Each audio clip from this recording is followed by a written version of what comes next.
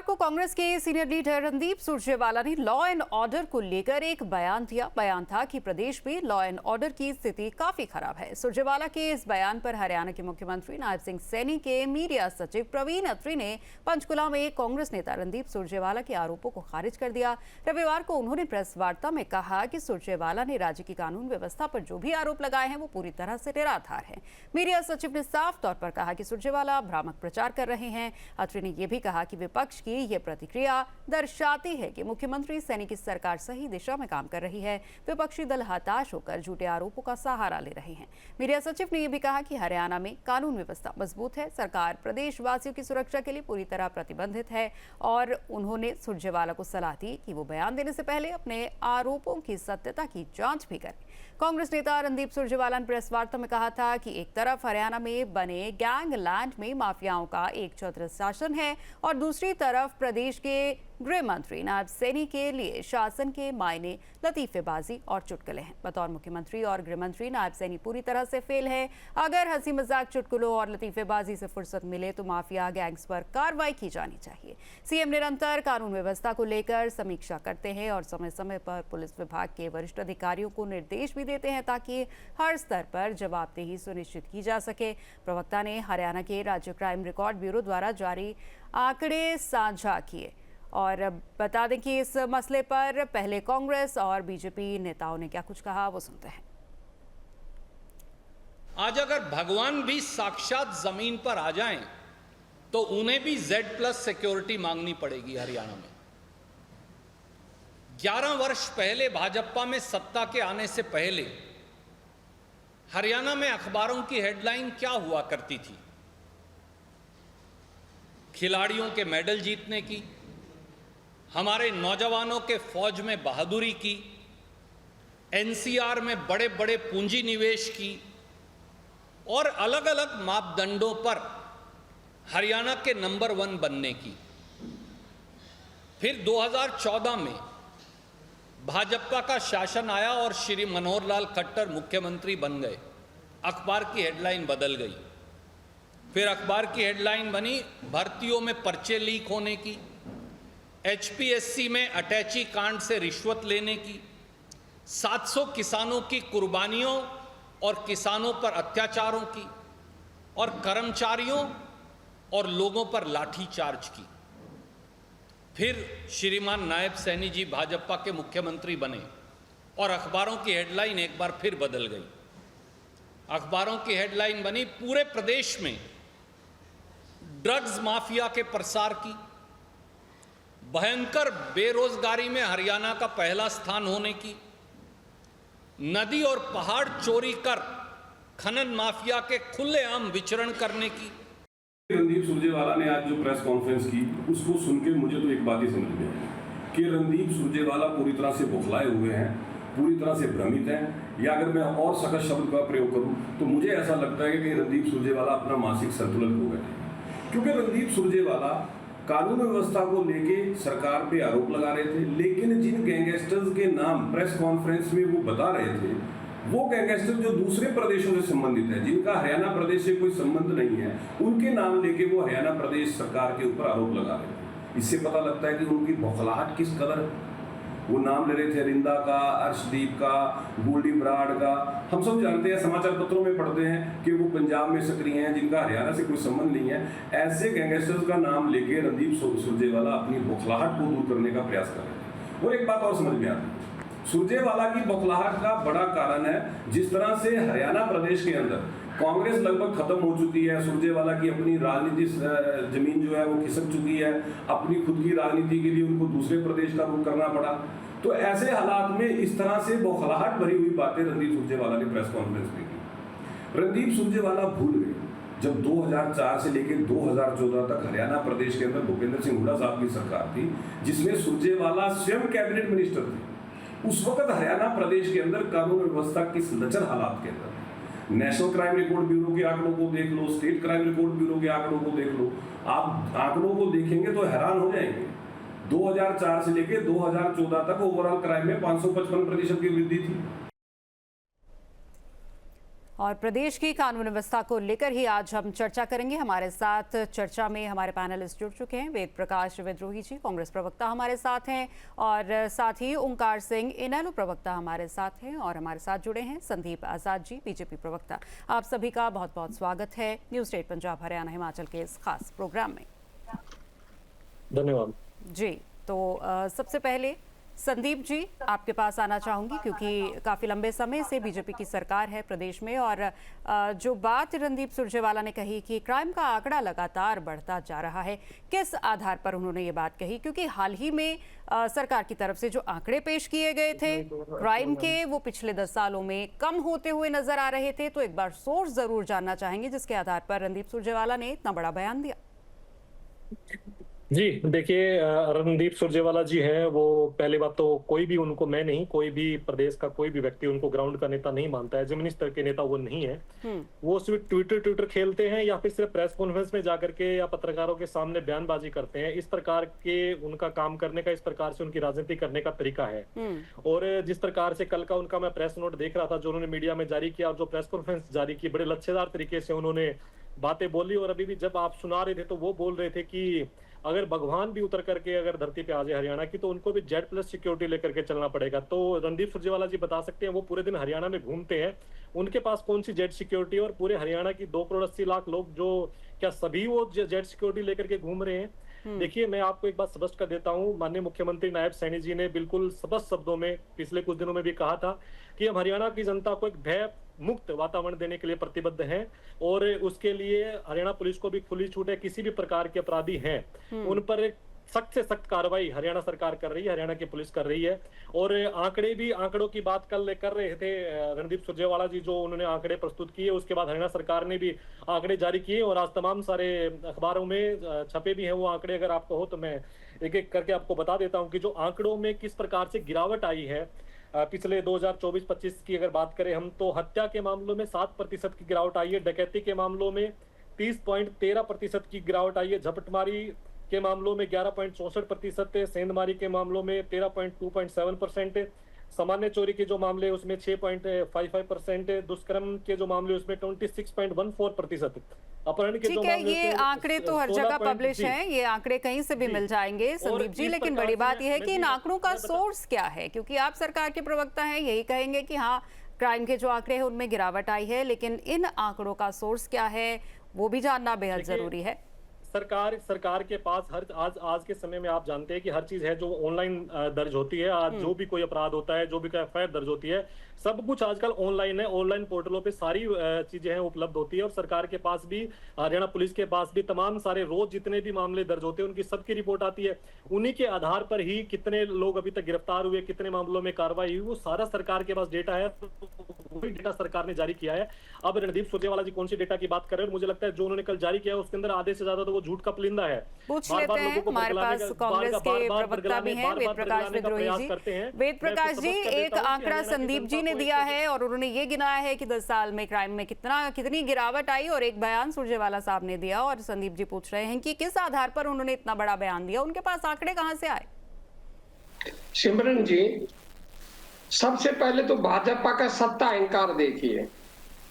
आप हमारी आंकड़ों से सहमत हो सकते हैं, हमारे आरोपों का जवाब दे सकते हैं, पर वो बौखलाहट में कह रहे हैं कि भाई सुरजेवाला का मानसिक संतुलन बिगड़ गया।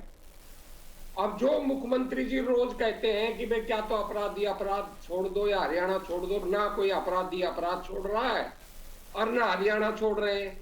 ऐसे मुख्यमंत्री के लिए यदि कांग्रेस कोई अभद्र टिप्पणी करे तो क्या मुख्यमंत्री को या भाजपा को अच्छी लगेगी? दूसरी बात, वो कह रहे हैं कि कांग्रेस का कोई वजूद नहीं है। अरे भाई, 37 विधायक हैं हमारे, 39% वोट हमको मिली है, 39 आपको मिली। ठीक है, आप सत्ता में हैं। जो बराबर वोट मिली हो, 37 जिस पार्टी के विधायक हो, उस दल के लिए ये कहना उसका वजूद नहीं है, ये सत्ता अहंकार नहीं तो क्या। दूसरा, आपने पूछा आंकड़े कहां से आए। अब जो भाजपा आंकड़े दे रही हो तो पुलिस के आंकड़े हैं, वो गलत भी हो सकते हैं, सही भी हो सकते हैं। हम जो आंकड़े दे रहे हैं वो NCRB के आंकड़े हैं, क्योंकि NCRB को हरियाणा पुलिस आंकड़े देती है और फिर NCRB उनको वेरीफाई करती है और वेरीफाई कर उन आंकड़ों को अंतिम रूप देती है। जी। और देश में जो नेशनल क्राइम रिकॉर्ड ब्यूरो आंकड़े देती है उसी को अंतिम आंकड़े माना जाता है। उन आंकड़ों के अनुसार हरियाणा में रोज 3 हत्याएं हो रही हैं, 5 रेप हो रहे हैं, 45 लोग गायब हो रहे हैं डेली, 46 महिला के अपराध के मामले दर्ज हो रहे हैं। खुद मुख्यमंत्री ने, हम तो कह नहीं रहे, स्वयं मुख्यमंत्री जी ने जनवरी 25 में 7 राज्यों की जो चंडीगढ़ में बैठक हुई थी उसमें कहा कि हरियाणा में 80 गैंग काम कर रहे हैं। मैं तो अभी तक 40 बताया करता था, मुख्यमंत्री के बाद मुझे भी पता चला कि 80 गैंग। अब हरियाणा में 22 जिले हैं और 22 जिलों के आधार पर अगर 80 गैंग काम कर रहे हैं तो इसका मतलब क्या है? इसका मतलब है कि हरियाणा के अंदर हर जिले के अंदर 3 से 4 गैंग काम कर रहे हैं। एक उन्होंने आंकड़े दिए हैं हरियाणा सरकार को विगत 6 महीने के। उन्होंने कहा कि भाई किस किस जिले में विगत 6 महीने में कितनी हत्याएं हुई, जो पुलिस ने केस दर्ज किए हैं और उनका बाकायदा उनको पूरा ब्यौरा पुलिस का उस प्रेस कॉन्फ्रेंस में दिया है। उन्होंने जींद में बताया 16, फरीदाबाद में बताई 41, गुड़गांव में बताई 36, पानीपत में बताई 25, कैथल में बताई 21, करनाल में बताई 20, कुरुक्षेत्र में बताई 18, यमुनानगर में 15, सिरसा में 11। यहाँ बड़ा सवाल ये उठता है, संदीप जी, आपने कहा कि पुलिस से आंकड़े लेकर सरकार ने ये, होने दीजिए ना मैडम, पूरी बात होने दीजिए। जी बोलिए वेद प्रकाश जी बोलिए। तो मैडम उन्होंने पूरे आंकड़े दिए, क्या ये आंकड़े गलत है? और जिस तरह फिरौती मांगी जा रही है, जो अभी शराब ठेकों पर 5 हत्याएं हुई है पिछले 3 महीने में, तो सरकार ने माना है 12 जगह गोलियां चली हैं, अभी जींद के सरपंच की हत्या हुई है, और क्या ये आंकड़े गलत है? ठीक है, वही बात, सवाल वही है ना। एक ही सोर्स से संदीप जी आप कह रहे हैं कि पुलिस से आंकड़े लेके सरकार ने अपनी रिपोर्ट बनाई, और वेद प्रकाश जी कह रहे हैं पुलिस से आंकड़े लेके एनसीआरबी ने अपनी रिपोर्ट बनाई। तो एक ही सोर्स से 2 अलग अलग तरीके के आंकड़े कैसे सामने आ सकते हैं? कोई एक बंदा तो गलत आंकड़े पेश कर रहा है। बता सकते हैं एक बार विद्रोही जी मुझे बता सकते हैं, आपने प्रेस नोट में जो लिखा है उन्होंने कि गुड़गांव फरीदाबाद के अंदर 41 हत्याएं हुई है, भैया कितने दिन में 41 हत्याएं हुई है बता सकते हैं आप? ये 6 महीने में सर, 6 महीने में 41 हत्याएं हुई है। 6 महीने में लिख तो दिया है, और क्या ये सारी हत्याएं किस प्रकार का अपराध है इसकी भी जानकारी आपने सर ये नहीं, हत्याएं हुई है कैसे भी हुई हो, 6 महीने में हुई है सर, 6 महीने अपराध है, या आपने इसकी जानकारी नहीं दी होगी? अपराध तो संदीप जी अपराध होता है ना, उसको भी आप कैटेगराइज करेंगे, हत्या तो हत्या होती है। चलिए, इनालो प्रवक्ता भी हमारे साथ जुड़ गए हैं, ओंकार जी बहुत बहुत स्वागत आपका। ओंकार जी, पिछले 10 साल से बीजेपी का शासन है प्रदेश में, आंकड़े दोनों हमारे जो विरोधी पार्टी है उन्होंने भी पेश किए और सत्ताधारी पार्टी ने भी पेश किए। आप अगर इन दोनों पार्टियों से अलग रहकर देखें तो क्राइम के बारे में क्या आपका मानना है कि प्रदेश में इन 10 सालों में क्राइम का ग्राफ बढ़ा है या कम हुआ है? सिमरन जी, 11 साल हो गए प्रदेश में सरकार को जी, और अब तो जनता ये सोच रही है सरकार चल रही है या ड्रामा चल रहा है, यही समझ नहीं आ रही। ये कहते हैं, आंकड़े दिखाते हैं कि प्रदेश में कानून व्यवस्था की स्थिति बहुत अच्छी है, लेकिन कैसी परिस्थिति आप देख लीजिए, आंकड़े मैं भी दे देता हूं आपको जी। पिछले 6 महीने के आंकड़े मेरे पास सामने पड़े हैं। जींद में 38 हत्याएं हुई 6 महीने में, फरीदाबाद में 41, गुड़गांव में 36, पानीपत में 25, कैथल में 21, करनाल में 20, कुरुक्षेत्र में 18, यमुनानगर में 15 और सिरसा में 11 ये हत्याएं हुई हैं। इसके अलावा रोज का अखबार देख लीजिए, हत्या, डकैती, लूट, रेप, गैंगरेप, इन सब के अलावा कौन सी खबर है? कोई खबर ही नहीं। और मुख्यमंत्री जी कहते हैं अपराधी या अपराध छोड़ दे या हरियाणा छोड़ दे। मेरे भाई बीजेपी के प्रवक्ता बता दें कि पिछले 11 साल में कितने अपराधियों ने अपराध छोड़ दिया या हरियाणा छोड़ दिया। हाँ, जब कोई बड़ी घटना होती है का आंकड़ा 2023 तो दिखावे के लिए किसी न किसी अपराधी को गिरफ्तार कर लेते हैं और वाहवाही लूटते हैं। मुख्यमंत्री 433 मोस्ट वांटेड अपराधियों की गिरफ्तारी हुई है 2023 से अब तक है। 248 से ज्यादा गैंगस्टर और उनके सदस्यों को पकड़ा गया है। चलती है, कानून व्यवस्था कायम होने से देश तभी तरक्की करेगा, तभी विकास करेगा जब कानून व्यवस्था ठीक होगी। 2 वर्ष से ऊपर का समय हो गया, हमारे प्रदेश अध्यक्ष नफे सिंह राठी का कत्ल हुआ था सरेआम। क्या आज तक इन्होंने पकड़ लिया अपराधी? नहीं पकड़े, क्योंकि वो बीजेपी के पदाधिकारी हैं जिनके नाम लिखे हुए हैं। इसके बाद नारायणगढ़ जो मुख्यमंत्री का अपना हल्का है, वहीं के रहने वाले मुख्यमंत्री, वहां के प्रत्याशी नैलो बसपा गठबंधन के प्रत्याशी हरबिलास रज्जू माजरा का सरेआम गोलियां मार के हत्या कर दी गई। क्या किया इन्होंने? यहाँ ऐसी गैंगवार तेज हो चुकी है और अपराधियों के हौसले इतने बुलंद हैं, सरेआम धमकी देते हैं, बिल्कुल कहते हैं आप ठेके की बोली लगा के देखो, गोली मार देंगे, और फिर मार भी देते हैं। बिल्कुल संदीप जी, हम भी यहाँ देखते हैं, हम भी यहाँ खबरें देते हैं प्रदेश की, और डेली कितनी क्राइम न्यूज हमारे पास आती हैं वो हम भी ठेकों वाली जानते हैं। जो बात थी सिमरन जी, मैं समझ कर देता हूँ, ठेकों वाली जो बात थी वो बिल्कुल फाइनेंशियल मैटर था, वो ठेकों की बोली को लेकर के सर था तो क्राइम ही, संदीप जी, फाइनेंशियल मैटर हो या फिर फैमिली मैटर हो, क्राइम तो क्राइम ही होता है। बिल्कुल भी नहीं था, बिल्कुल भी नहीं। वो फाइनेंशियल पुलिस इश्यूज थे उनकी ठेकों की बोली को लेकर के, तब जाकर के वो कुछ ठेकों की बोली नहीं हो पाई थी और बार बार उसको मुद्दा बनाया जा रहा है। ऐसा कोई इश्यू नहीं हुआ, सिर्फ एक कुरुक्षेत्र के अंदर एक ठेके पर इस प्रकार की हुई थी, उस पर तुरंत कार्रवाई हुई और जिन लोगों ने वो हरकत की थी उनको तुरंत गिरफ्तार किया गया था अगले 2 दिन के बाद में। और उनको जिन्होंने ठेके लिए, किसी को गोली नहीं मारी गई, किसी को गोली नहीं मारी गई। ओंकार जी, कहाँ की घटना है आप बताइए ना, कहाँ की घटना है, कहाँ की घटना है बताइए ना। शाहबाद में पीछे गोली मारी, यमुनानगर में गोली मारी, जींद में गोली मारी। बिल्कुल बिल्कुल, हमारे पास भी ये खबरें आती है संदीप जी। क्राइम तो क्राइम होता है, वो चाहे आपसी लेन देन का हो, चाहे घरेलू लेन देन का हो, चाहे कोई लेन देन हो, हत्या तो हुई। सिमरन जी देखिए 2000 मैं आपको अगर आंकड़ों की बात कर रहे हैं, मैं आंकड़ों की बात कर रहा हूं। अगर कोई अपराध होता है तो उसके ऊपर सरकार पूरी तरह से प्रतिबद्ध है, पुलिस पूरी तरह से प्रतिबद्ध है कि उस पर तुरंत कार्रवाई हो, त्वरित कार्रवाई हो, और ऐसी कार्रवाई सरकार निरंतर करती भी है। आपने देखा भी होगा, मैं 2023 के बाद के आंकड़े अगर आपको बताऊं, 2023 के बाद से 433 मोस्ट वांटेड जो अपराधी है उनको गिरफ्तार किया गया, उनको सलाखों के पीछे भेजा गया।